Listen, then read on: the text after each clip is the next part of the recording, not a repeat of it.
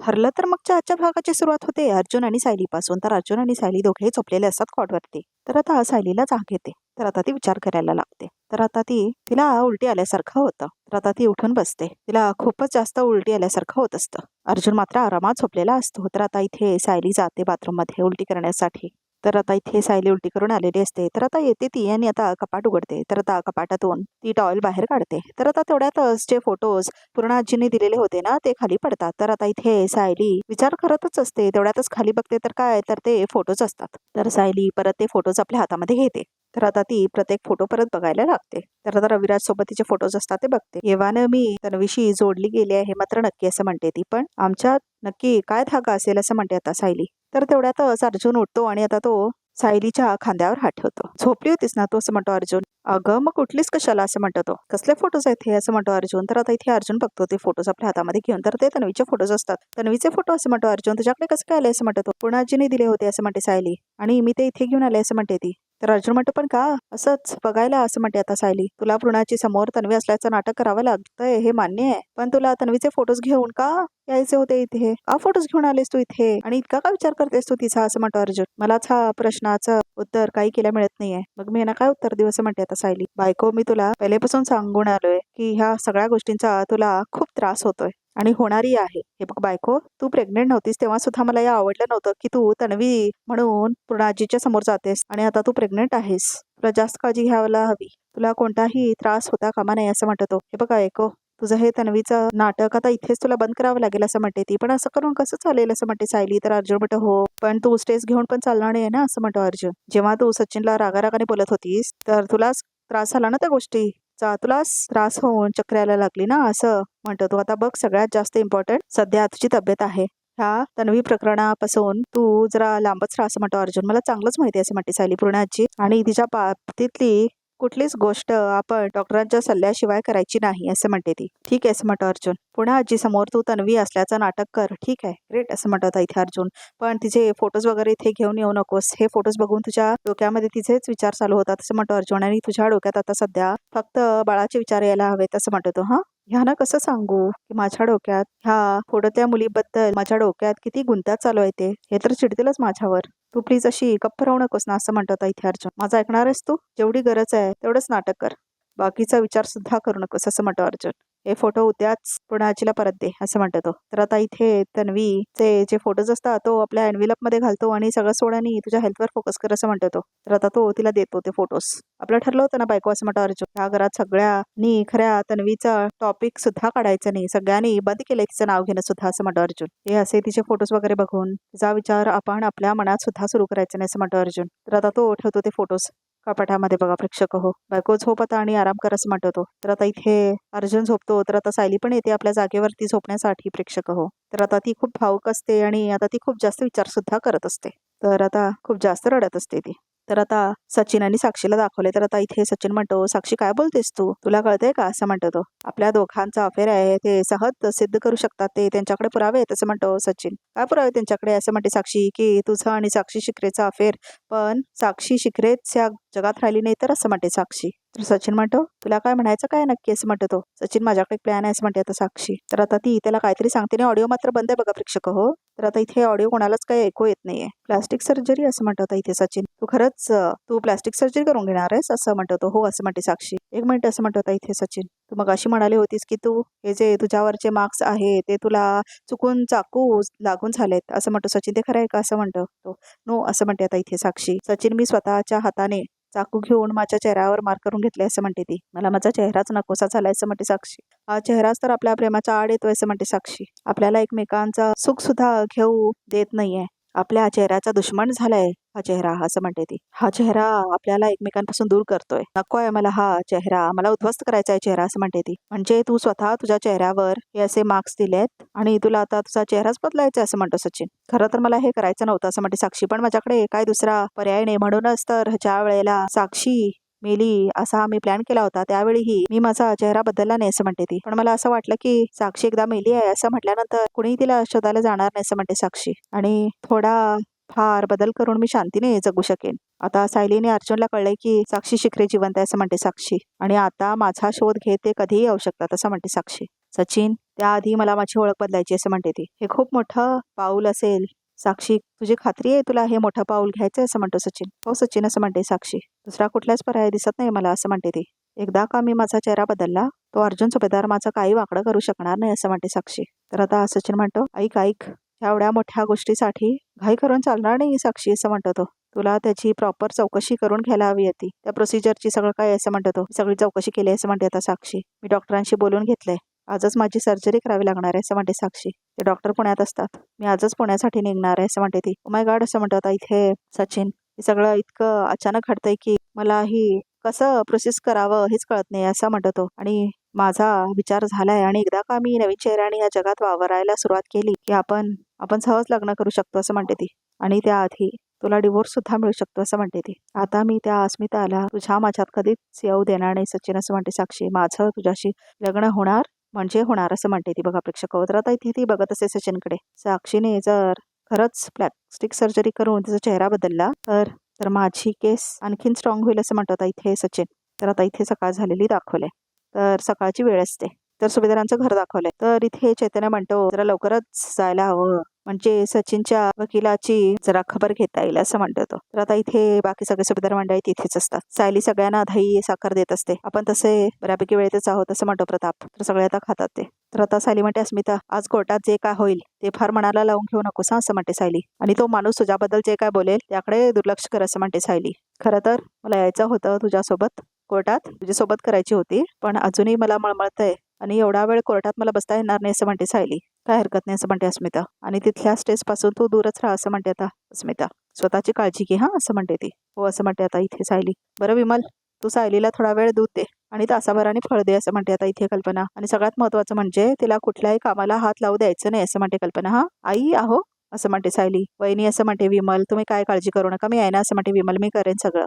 बरं असं म्हणतो अर्जुन, बायको तू पाणी पितेस ना? हा असं म्हणतो तो. काउंट ठेव किती पाणी पितेस तू, तुला एवढं 2.5 लिटर पाणी प्यायचं आहे सांगितलंय ना तुला अश्विनी असं म्हणतो तो. हो आता तुम्ही मला केस विचार करणार आहात की माझंच करणार आहे असं म्हणते ती. तर आता अर्जुन म्हणतो, काय काय काळजी करू नकोस असं म्हणतो प्रताप. कोर्टात असला ना तरी हे दोघं तुला कायम फोन करत राहतील असं म्हणतो प्रताप. चला निघायचं असं म्हणतो प्रताप. चला असं म्हणून आता सगळेजण निघतात. बघा प्रेक्षक, आणि सायली मात्र आताच थांबलेली असते आणि विमल सुद्धा तिथेच असते. तर आता इथे अर्जुन जात असतो. तन्वीचे फोटोज तू घेऊन आली आहेस, ते पूर्ण आजीला परत कर असं म्हणतो अर्जुन. उगा स्ट्रेस घेऊ नकोस असं म्हणतो तो. ठीक आहे असं म्हणते सायली. दॅट्स गुड असं म्हणतो तो. बाय बायको असं म्हणतो तो. तर आता इथे अर्जुन जातो. बाय बाय बेबी असं म्हणतो तो. तर आता दोघे एकमेकांकडे बघून हसतात. हे फोटोज बघून तुझ्या डोक्यात फक्त तिच्याच विचार चालू असतात आणि आता तुझ्या डोक्यात फक्त बाळाचे विचार असायला हवेत असं म्हणतो अर्जुन ना. तर आता फ्लॅशबॅकमध्ये आठवतं तिला, तुझे फोटोज तुझ्याकडेच असलेले बरं असं म्हटलेलीस ते पूर्णाची. मला पंटी झाली ना तर तिला दाखव असं म्हटलीस ना पूर्णाची. तर त्यामुळे आता घालमेल होत असते सायलीची की मी काय करू म्हणून, अर्जुनचं ऐकू की पूर्णाचीच ऐकू म्हणून. तर आता इथे सकाळचीच वेळ असते. तर इथे सचिन आपल्या आईबाबाने घेऊन आलेला असतो आश्रमामध्ये. या या असं म्हणतो तो. तर ते दोघे आतमध्ये येतात. तर त्यांना कळतच नाही सगळं काय चाललंय म्हणून. आई बाबा असं म्हणतो आता इथे सचिन. सॉरी, मला माहिती आहे की तुम्ही आपल्या घरामध्ये जास्त कम्फर्टेबल असता आणि मी तुम्हाला इथे काही दिवसांसाठी शिफ्ट व्हायचा आग्रह करतोय असं म्हणतो होता सचिन. खरंच सॉरी असं म्हणतो तो. अरे पण आम्ही इथे करायचं असं म्हणतात त्याचे बाबा. इथे फक्त काहीच दिवसांचा प्रश्न आहे बाबा असं म्हणतात इथे सचिन. आणि तुम्ही इथे एकदम सेफ असाल असं म्हणतो तो. माझ्यावर विश्वास ठेवा असं म्हणतो तो. अरे पण आम्ही आपल्याच घरात का सेफ नसू असं म्हणते इथे आई. तर आता इथे सचिन म्हणतो, काय सांगू तुम्हाला, मी आता ज्यांच्याकडे कर्ज घेतलंय ना ती खूप विचित्र लोक आहेत, ते मला खूप त्रास देत आहेत आणि ते आता आपल्या घरापर्यंत पण पोचलेत असं म्हणतो सचिन. जर त्याने तुम्हाला काही बरं वाईट केलं तर मी स्वतःला कधीच माफ नाही करू शकणार असं म्हणत होता सचिन. असं पण अजूनपर्यंत कोणी घरापर्यंत आलं नाही आहे ना असं म्हणते तिची आई. ना कुणाच्या फोनवरून धमकी आल्या आहेत असं म्हणते ती. मग आताच का फोन येईल असं म्हणते ती. मग त्याचं कारण आतापर्यंत मी अर्जुन सुभेदारांच्या घरात राहत होतो ना असं म्हणतो सचिन. आणि नाही म्हटलं तर अर्जुन सुभेदारची वकील म्हणून दहशत आहे आणि ही जी लोक आहेत ना ती त्याच्याकडे गुंड पाठवू शकत नव्हती. पण आता त्या अस्मितामुळे मला आपल्या घरात शिफ्ट व्हायला लागतंय ना असं म्हणतो सचिन. आणि आजच सकाळी मला त्यांची धमकी आली की जर मी त्यांचे पैसे फेडले नाहीत ना तर ते आपल्या घरावर हल्ला करतील, म्हणून मी तुम्हाला ताबडतोब इथे शिफ्ट केलं असं म्हणतो. आणि इथे ना तुमची सगळी व्यवस्थित काळजी घेणारी माणसं आहेत असं म्हणतो सचिन. आणि काही आठवड्याचा प्रश्न आहे ना असं म्हणतो तो. ठीक आहे, मी काय रिटायर्ड माणूस आहे असं म्हणतो त्याचा बाबा. तू जे सांगशील ते आम्ही दोघं ऐकू असं म्हणतो तो. त्याचा बाबा. तर सचिन म्हणतो ठीक आहे तुम्ही दोघे इथे पुढे जा, तुमची खोली तुम्हाला दाखवली जाईल, मी इथे फक्त फॉर्मॅलिटीज करून घेतो असं म्हणतो तो. तर हे घ्या असं म्हणून तो बॅग घेऊन जात असतो त्याचा बाबा. तर आता इथे आई असं म्हणतो सचिन. तर आता इथे आई बाबा त्याचे असंच पिंडोकासारखे जातात बघा प्रेक्षक आणि आश्रमामध्ये राहायला लागतात. तर आता इथे सचिन मात्र खूप आनंदात असतो. तर आता इथे सचिन येतो. तर आता इथे सचिन त्या बाईबरोबर बोलायला लागतो म्हणजे रिसेप्शनिस्ट बरोबर. मिस्टर आणि मिसेस दीक्षित असं म्हणतो सचिन. त्याचं पेपरवर्क झालं असेल, मी कॉल केला होता असं म्हणतो तो. हो प्लीज तुम्ही बसा ना असं म्हणते ती बाई. या असं म्हणतो तो आणि बसतो. तर आता त्याला खूप जास्त आनंद झालेला असतो. तर निराधार वृद्धाश्रम असतं बघा नाव. तुम्ही हा फॉर्म भरा, तुमच्या आईबाबांची आमच्या वृद्धाश्रमात सोय होऊन जाईल असं म्हणते ती बाई. राईट असं म्हणतो इथे सचिन. तर आता इथे तो फॉर्म भरतो मिस्टर आणि मिसेस दीक्षित म्हणून. तर आता तो साईन सुद्धा करतो. अस्मिताच्या नावाने बघा प्रेक्षक हो तो फॉर्म भरतो. हे घ्या असं म्हणतो आता इथे सचिन. तुमचं काम झालं असं म्हणते ती. तुमचे आईवडील इथे व्यवस्थित राहतील असं म्हणते ती. थँक्यू सो मच असं म्हणतो सचिन. तर बघा प्रेक्षक हो अस्मिताचं नाव देऊन भरलाय तो आणि आता इथे काय करणार तो कोर्टात काय माहिती. हे घ्या तुमची रिसिप्ट तुमच्याकडे ठेवा असं म्हणते ती. तुम्ही हवं तेव्हा तुमच्या आई बाबांना भेटायला येऊ शकता असं म्हणते ती बाई. वाट बघा असं म्हणतो आता सचिन. तर आता इथे सचिन म्हणतो मला असं म्हणायचं होतं की माझे आई वडील माझी खूप वाट बघतायत म्हणून मी सुद्धा त्यांना खूप वाट बघितली. थँक्यू असं म्हणतो तो. तुम्ही येऊ शकता असं म्हणते ती. तर आता इथे सचिन निघतो बघा प्रेक्षक हो. तर आता तो खूप आनंदात असतो आणि तो वाचतो. Mister Sachin Dikshit good job असं म्हणतो तो. एका दगडात 2 पक्षी मारलेस तू असं म्हणतो सचिन. तुझे आई वडील आता कायमचे वृद्धाश्रमात गेले, त्यांना परत तुझं तोंडही बघायला मिळणार नाही असं म्हणतो तो. आणि या सगळ्याचा खापर त्या अस्मिताच्या डोक्यावर तू फोडणारच असं म्हणतो आता सचिन. आता तुला आई बाबांची सगळी प्रॉपर्टी सुद्धा मिळणार आणि सुभेदारांचं नाक सुद्धा कापलं जाणार असं म्हणतो सचिन. तर आता इथे सायलीला दाखवलंय. तर सायली आपल्या खोलीमध्ये असते. तर आता ती तो एन्व्हलप घेतलेला असतो ज्याच्यामध्ये तन्वीचे फोटोज असतात. तर आता इथे सायली परत बघते त्या एन्व्हलपकडे आणि ती खूप भावूक असते. हे फोटो नेऊन पूर्णाजीला जाऊन देते असं म्हणते ती. नाहीतरी हे माझ्यावर खूप रागवतील असं म्हणते ती. तर आता इथे घेऊन जात असते ती तो एन्व्हलप. तर आता खूप जास्त विचार करत असते आणि चालत असते. तेवढ्यातच थांबते बघा प्रेक्षक होती आणि परत त्या एन्व्हलपकडे बघते. तर आता ती एन्व्हलप बघते आणि त्याच्यातले फोटो परत वापस काढते आणि बघायला लागते एक एक फोटो तन्वीचा. तर आता सायली म्हणते तुझे फोटोज वापस देणे माझ्या जीवावर काय येते असं म्हणते सायली. तुझ्याकडे बघितलं की एक वेगळीच भीती वाटते असं म्हणते ती. का ते कळत नाही असं म्हणते आता इथे सायली. तर आता ती म्हणते की दुसरीकडे तुला बघितलं की तू खूप जवळची वाटतेस असं म्हणते ती आणि हसते सुद्धा ती. तर आता सायली विचार करत असते तू मला जवळची का वाटतेस असं म्हणते ती. तर आता ती खूप जास्त विचार करत असते आणि जाऊन बसते बघा प्रेक्षक कॉटवरती. तर आता ती त्या फोटो सोबत बोलत असते. तर आता ती म्हणते कदाचित मी तुझ्याबद्दल सतत विचार करत असते ना म्हणून तसं होत असेल असं म्हणते आता सायली. मला तुझ्यात स्वतःचा आभास व्हायला लागलाय असं म्हणते सायली. पण ज्या मुलीला मी कधी भेटलेच नाहीये तिच्याबद्दल मला इतकी ओढ का जाणवती असं म्हणते ती. कधी सुटणार आहे कोडं असं म्हणते सायली. तर आता ती त्या फोटोजना मिठी मारते आणि विचार करत असते आणि खूप भाऊक झालेलं दाखवले सायलीला. तर आता ती उभारते बघा प्रेक्षक हो. तर आता इथे ती खूप विचार करत असते आणि तिला खूप त्रासही होत असतो. तेवढ्यातच तिच्या हातातून तो फोटो खाली पडतो. तर ते सगळे फोटोज आता खाली पडलेले असतात तन्वीचे. तर आता ती वागते ते फोटोज घेण्यासाठी बघा प्रेक्षक हो. तर आता ती एक एक फोटोज घेत असते आणि बघत सुद्धा असते त्या फोटोजकडे. तर आता ती तो फोटो घेते हातामध्ये जिथे त्या झाडाकडे थांबलेली असते ना तन्वी. सायली वहिनी असं करत आता इथे विमल येते. तर आता इथे विमल म्हणते पृणाची ज्या सकाळच्या गोळ्या येतात ना त्या कुठे आहेत असं म्हणते ती. बीपीच्या गोळ्या ना असं म्हणते सायली. त्यांच्या खाण्यातच आहे असं म्हणते ती. अहो त्यांना ना अस्वस्थ असल्यासारखं वाटतं असं म्हणते आता ही विमल. तुम्ही येऊन जरा त्यांना गोळ्या देता का नाहीतर त्या रागावतील माझ्यावरती असं म्हणते विमल. चला चला असं म्हणते सायली. तर आता ती येते बघा प्रेक्षक हो. तर निघा असं म्हणते ती. मी सुद्धा येते. तर आता इथे फोटोज ठेवते ती कपाटामध्ये. तर आता जाते ती. तर आता इथे कोर्ट दाखवले. तर आता इथे कोर्टची हिअरिंग चालू होणार आहे. तर आता जज बसलेले असतात आणि सगळे सुभेदार मंडळी सुद्धा आलेले असतात. अस्मिता, प्रताप, कल्पना आणि इथे सचिन बसलेला असतो. मिसेस अस्मिता दीक्षित आणि मिस्टर सचिन दीक्षित यांच्या घटस्फोटाचा अर्ज कोर्टाने वाचला आहे असं म्हणतो आता जज. मिस्टर अँड मिसेस दीक्षित जरा थोडं पुढे याल असं म्हणतो तो जज. तर आता दोघे येऊन थांबतात विटनेस बॉक्समध्ये. तुम्ही दोघे या घटस्फोटासाठी तयार आहात असं म्हणतो तो जज. हो असं म्हणते अस्मिता. मी 100% तयार आहे असं म्हणते ती. माझा निर्णय झालाय असं म्हणते ती. मला डिवोर्स हवाय असं म्हणते ती. ह्याचं कारण असं म्हणतो जज ह्या माणसाने प्रत्येक पावलावर माझी फसवणूक केली असं म्हणते आता अस्मिता. माझ्याशी सतत खोटं बोलला हा. कॅनडामध्ये याने खूप कर्ज करून ठेवला त्याबद्दल मला काहीच सांगितलं नाही. तिथली नोकरी सोडली त्याबद्दलही काही सांगितलं नाही असं म्हणते अस्मिता. ते सगळं मी सहन करून घेतलं पण आमचं लग्न झालेलं असतानाही असं दुसऱ्या मुलीशी अफेअर आहे त्याचं. हे मी सहन नाही करून घेणार म्हणून मला डिवोर्स हवाय असं म्हणते आता अस्मिता. मिस्टर सचिन दीक्षित तुम्हाला घटस्फोट मान्य आहे का असं म्हणतो तो जज. जज साहेब असं म्हणतो तो माझ्याकडे दुसरा काय पर्याय आहे का असं म्हणतो सचिन. माझं माझ्या बायकोवर म्हणजे अस्मिता दीक्षितवर खूप प्रेम आहे असं म्हणतो तो. पण आता तिचं माझ्यावर प्रेमच उरलेलं नाही आहे. याचं कारण मी तुम्हाला सांगतो असं म्हणतो तो. तिची फॅमिली असं म्हणतो तो. तिचे आई बाबा, तिचा भाऊ आणि तिची ती वहिनी त्या सगळ्यांनी मिळून तिचे कान भरले असं म्हणतो तो. तिला माझ्याबद्दल नाही ते सांगितलं आणि आता अस्मिता तर हलक्या कानाची असं म्हणतो तो. आणि हलक्या कानाची असल्यामुळे ती त्या सगळ्याला बळी पडली असं म्हणतो तो. सचिन असं म्हणते अस्मिता, इथे तू माझ्यावर खोटे आरोप करणार आहेस का असं म्हणते अस्मिता. मिसेस दीक्षित असं म्हणतो जज. प्लीज मिस्टर दीक्षितांना बोलू द्या असं म्हणतो तो जज. तर आता सचिन ड्रामा करायला लागतो. थँक्यू जज साहेब असं म्हणतो तो. थँक्यू सो मच असं म्हणतो तो. जोपर्यंत माझ्या बायकोचा माझ्यावर विश्वास सुद्धा होता तोपर्यंत आमचं सगळं छान चालू होतं. पण हिच्या फॅमिलीला ते बघवलं नाही.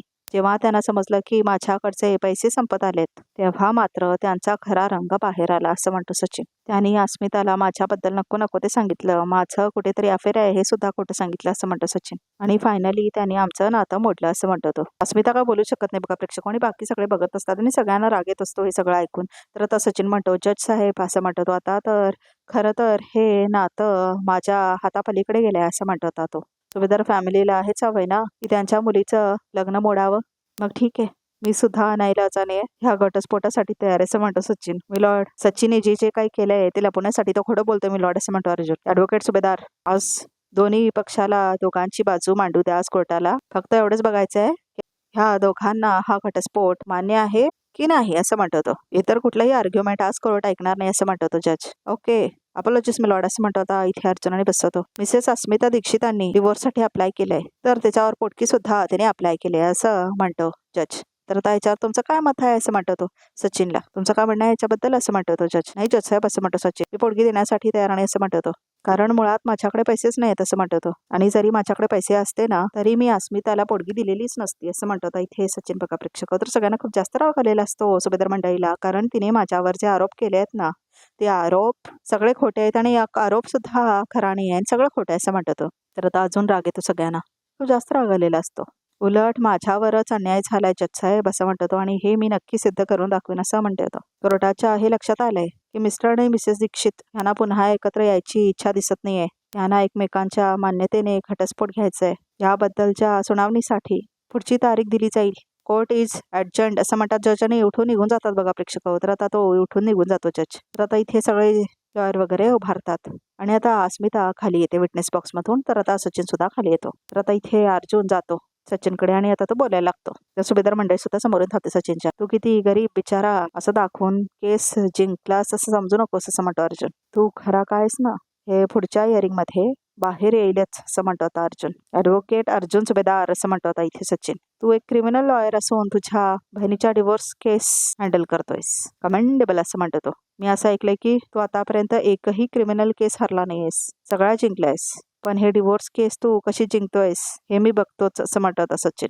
तर आता तो चॅलेंज करतो अर्जुनला. तर आता अस्मिताला सांत्वना देते कल्पना. तर आता सुभेदारांचं घर दाखवलंय. तर आता पूर्णाजीला दाखवलं. तुम्ही दोघी नाचून आहात म्हणून माझी काळजी घेतली जाते असं म्हणते आता पूर्णाजी. तन्वी, पण सगळी कामं तुझ्या एकटीवरच पडतायत असं म्हणते पूर्णाची. कधी येणार आहे सायली असं म्हणते ती. तिला फोन करून विचार कधी येणार आहे ती असं म्हणते आता पूर्णाची. तर आता सायली म्हणते अगं कालच फोन आला होता सायलीचा असं म्हणते आता सायली.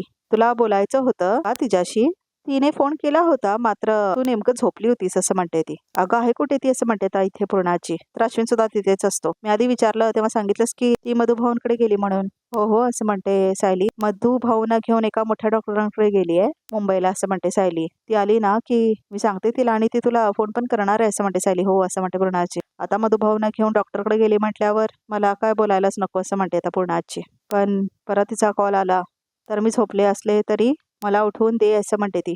हो असं म्हणते आता इथे सायली. अहो पूर्णाई, आपण खोलीत जाऊया का असं म्हणते विमल. म्हणजे मी तुमच्या पायाला ते लावून देते असं म्हणते ती. हो चल असं म्हणते पूर्णाची. तर आता इथे पूर्णाची उभारतात बघा प्रेक्षक. हो तर आता इथे विमल त्यांना आतमध्ये घेऊन जात असते. तर सायली सुद्धा तिथेच असते. तर आता इथे अश्विनला मात्र काय चाललंय कळतच नाही. आता तो खूप शॉकमध्ये असतो. कारण आता इथे सायलीला ती तन्वी समजते आणि तन्वी ही अश्विनची बायको समजते बघा प्रेक्षक पूर्णाची. तर आता सायली बघते अश्विनकडे. वहिनी, वेळेवर तुला सगळं सांभाळता येतंय म्हणून बरं, नाही तर पूर्णाची जी प्रश्न आहेत ना त्यांना कसं उत्तर द्यायचं हे मला पण कळत नाही असं म्हणतो तो. हे नाटक फक्त मी तन्वी असण्यापुरता उरलेलं नाही असं म्हणते सायली. पूर्ण आजीना हे आठवतंय की तुमचं तन्वीशी लग्न झालं होतं. आपल्यासाठी हे सगळं खूप कठीण होऊन बसणार असं म्हणते सायली. फार दिवस आता हे सगळं नाही चालू राहू शकत असं म्हणतो अश्विन. मी पूर्ण आजीच्या सायकिट्रिस्टशी बोलतो असं म्हणतो तो. पुढे काय करायचं ते ना विचारायला हवं असं म्हणतो तो. डॉक्टरांशी बोलूयाच आपण, पण मला तुमच्याशी पण थोडं बोलायचं आहे भाऊजी असं म्हणते सायली. बोल ना असं म्हणतो अश्विन. भाऊजी, पूर्ण आजीने ह्याचे प्रश्न विचारल्यावर आपल्याला उघडण्यासारखं होणं साहजिक आहे, पण तुमच्या आणि तन्वीच्या बाळाचा विषय काढला तुम्ही एवढे अस्वस्थ का झाला तसं म्हणते सायली. आपल्याला तर माहिती आहे ना की सगळं नाटक आहे असं म्हणते सायली. मग तरी तुम्ही इतके का चिडला तसं म्हणते ती. पूर्ण आजीना किती आणि काय आठवतंय याचा अंदाज येणं कठीण आहे असं तुम्हीच म्हणाला होतात ना असं म्हणते सायली. हे बघा त्यांना तन्वी तुमची बायको आहे हे आठवतंय, पण तन्वीच्या जागी त्या माझा चेहरा बघतायत असं म्हणते आता इथे सायली. आणि अजूनही आपल्याला हे माहित नाहीये की सायलीच्या जागी त्यांना कोणता चेहरा दिसतोय असं म्हणते आता सायली. मग तुम्ही इतक्या चिडून कसं चालणार भाऊजी असं म्हणते ती. हे बघा तुम्हाला बाळ व्हावं असं पूर्ण आजीना तर वाटणारच आहे, आणि तुमच्या आयुष्यात जर चुकीची व्यक्ती आली नसती तर तुम्ही पण बाळाचा विचार केलाच असता ना असं म्हणते सायली. अश्विन भाऊजी तसं काही घडणार नाही, प्रियाचं खरं रूप सगळ्यांसमोर आलं हे किती बरं झालं ना असं म्हणते आता सायली. आणि जर त्यावेळेला तुम्हाला मूल असतं तर परिस्थिती किती अवघडून बसली असती असं म्हणते आता सायली. तर अश्विन म्हणतो काय कठीण बिठीण झालं नसतं, तिच्यासारख्या फ्रॉड बाईला झालेलं मूल मी कधीच स्वीकारलं नसतं असं म्हणतो अश्विन. बघा अश्विन भाऊजी तुम्ही परत चिडला तसं म्हणतो आता सायली. जी गोष्ट घडली नाही आणि कधी घडणारी नाही त्या बाबतीत एवढं का चिडताय तुम्ही असं म्हणते सायली.